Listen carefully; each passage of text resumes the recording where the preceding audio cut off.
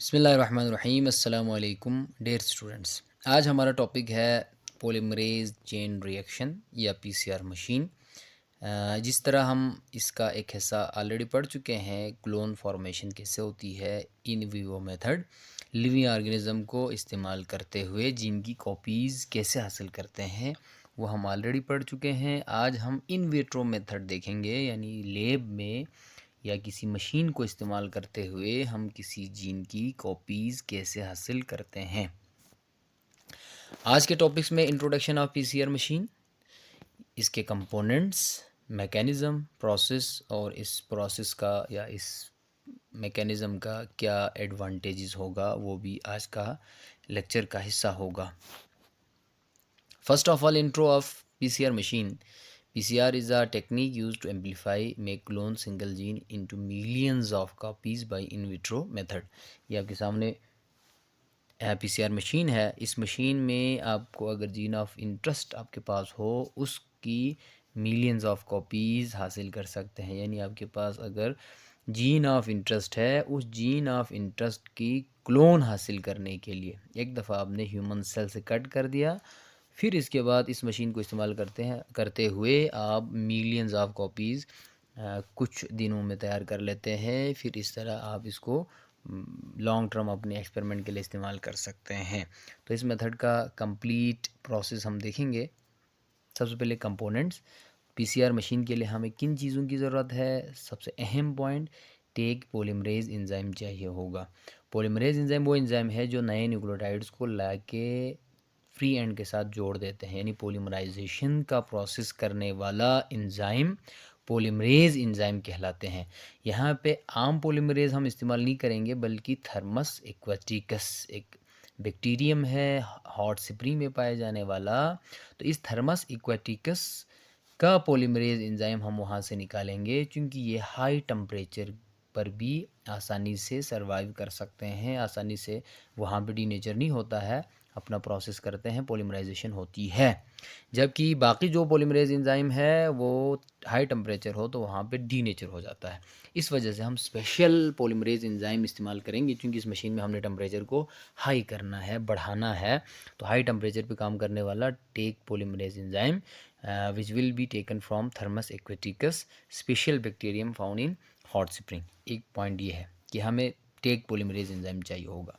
दूसरा, हमें free nucleotide चाहिए होगा और साथ ही साथ बफर सोल्यूशन। फ्री न्यूक्लियोटाइड्स यानी नए न्यू स्ट्रेन हमने बनाना है, उसके लिए नए फ्री न्यूक्लियोटाइड्स चाहिए होगी, तो वो न्यूक्लियोटाइड्स हमें चाहिए, और उसके साथ साथ बफर सोल्यूशन, ताकि वहाँ पे एसिडिटी भी कंट्रोल हो।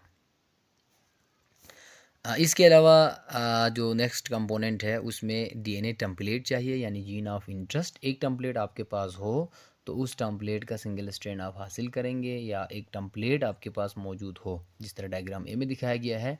डीएनए का एक शॉर्ट सा सेगमेंट जिसको हम आमतौर पर जीन कहते हैं, वो जीन आपको चाहिए होगी, और उसके साथ साथ थर्मोसाइक्लर मशीन ही चाहिए होगी। तो उस मशीन को, जिसका नाम पीसीआर मशीन है, जो कि डायग्राम बी में दिखाया गया है, और साथ ही साथ प्राइमर आरएनए का छोटा सा सेगमेंट है। ये सेगमेंट आम तौर पर फ्री एंड प्रोवाइड करते हैं। जिस तरह नॉर्मली डीएनए को जो पॉलीमरेज एंजाइम है, इसको फंक्शन करने के लिए फ्री एंड की ज़रूरत होती है। तो जो डीएनए के दोनों स्ट्रैंड है, उसके एक एंड पे प्राइमर अटैच होगा, तो इसका 3 एंड प्रोड्यूस होगा। तो उस 3 एंड के साथ नए न्यूक्लियोटाइड्स आके अटैच होना शुरू हो जाते हैं, पॉलीमराइजेशन का प्रोसेस होगा। तो इस प्रोसेस के लिए एंड होना ज़रूरी है, क्योंकि पॉलीमरेज एंजाइम जब तक एंड ना हो, वहाँ पे नए न्यूक्लियोटाइड अटैच नहीं कर सकते हैं, यानी पॉलीमराइजेशन के लिए एंड प्रोड्यूस होना चाहिए। तो उस एंड के लिए जीन ऑफ इंटरेस्ट के जो ओरिजिन ऑफ रेप्लिकेशन है या स्टार्टिंग पॉइंट है, जिसको प्रोमोटर रीजन कहते हैं, उस प्रोमोटर रीजन के हिसाब से शॉर्ट हमें प्राइमर सेगमेंट, आरएनए का सेगमेंट चाहिए होगा, जिसको हम प्राइमर कहेंगे। Primer is short RNA segment which produce 3 and. अब मैकेनिज़्म अगर देखें तो 3 स्टेप्स में हम इसके पीसीआर के मैकेनिज़्म को स्टडी करेंगे। डीनेचुरेशन है, प्राइमरी एनीलिंग है, और तीसरा एक्सटेंशन और पॉलीमराइजेशन। तो स्टेप वाइज हम देखेंगे। पहला, डीनेचुरेशन। डीनेचुरेशन कहते हैं कि दोनों स्ट्रैंड को, डीएनए की जो डबल स्ट्रैंडेड है डीएनए, तो उसके दोनों स्ट्रैंड को एक दूसरे से अलग करना।